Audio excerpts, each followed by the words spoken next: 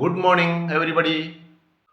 ഒരു തൃശ്ശൂക്കാരനെ തൻ്റെ ഒന്നാന്തരം ഒരേക്കർ കൃഷിസ്ഥലം വെള്ളം വെളിച്ചത്തിൻ്റെ കാര്യത്തിൽ സ്വയം പര്യാപ്തത നേടാൻ വേണ്ടിയിട്ട് പുള്ളി 1 ഏക്കർ സ്ഥലം ഫുള്ളും ഒരു ഹൈഡ്രോ ഇലക്ട്രിക് പവർ സ്റ്റേഷനാക്കി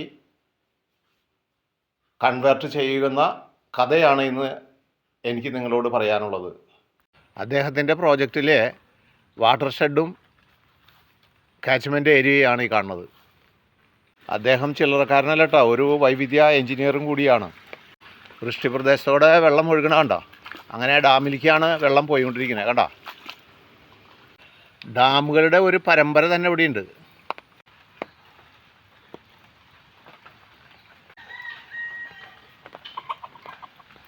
അദ്ദേഹത്തിൻ്റെ വിശാലമായ കൃഷിയിടങ്ങളിൽ ചില ഭാഗങ്ങൾ മലയിടുക്കിലൂടെ വെള്ളം അരുവിയായി ഒഴുകുന്ന കണ്ടോ.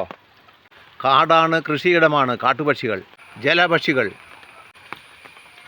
പെരിങ്ങൽകുത്തിനേക്കാളും വലിയ ഡാമാക്കി മാറ്റി. ഡാമിൽ നിന്നുള്ള വെള്ളങ്ങൾ ഇത് കണ്ട ഓരോ റിസർവയറിൽ സൂക്ഷിച്ചു വച്ചിരിക്കുന്നത് എത്ര വിദഗ്ധമായിരുന്നു നോക്കിയാൽ. ഇതാണ് പുള്ളിയുടെ high capacity reservoir. Penstock enclosed അല്ല, ഓപ്പണാണ് കണ്ടോ. അതാണ് ഏറ്റവും വലിയ പ്രത്യേകത. അപ്പം നമ്മൾ മക്കളെ കറണ്ട് ഉൽപ്പാദനത്തിൻ്റെ വക്കിലെത്തി കണ്ടോ. ഇത് ടർബൈനാണ്. ടർബൈനിൽ നിന്നുള്ള ഷാഫ്റ്റിൽ നിന്ന് ജനറേറ്ററിൽ നിന്ന് കറണ്ട് ഉൽപ്പാദിപ്പിച്ച് പോകണുണ്ടോ. ഇലക്ട്രിസിറ്റി ട്രാൻസ്ഫോർമർ ഹൗസ് കണ്ടോ, എത്ര വിചിത്രം. ഇലക്ട്രിസിറ്റി കൺട്രോൾ റൂം കണ്ടാൽ നമ്മുടെ കൺട്രോൾ പോവും. ഇതേ അവസാനം ഹൈ വോൾട്ടേജ് പവർ ടവറും കാണാം. പ്രോജക്റ്റിൽ വെളിച്ചവുമായി ഈ മാതൃകാ എഞ്ചിനീയർക്ക് ഞങ്ങളുടെ അഭിവാദ്യങ്ങൾ.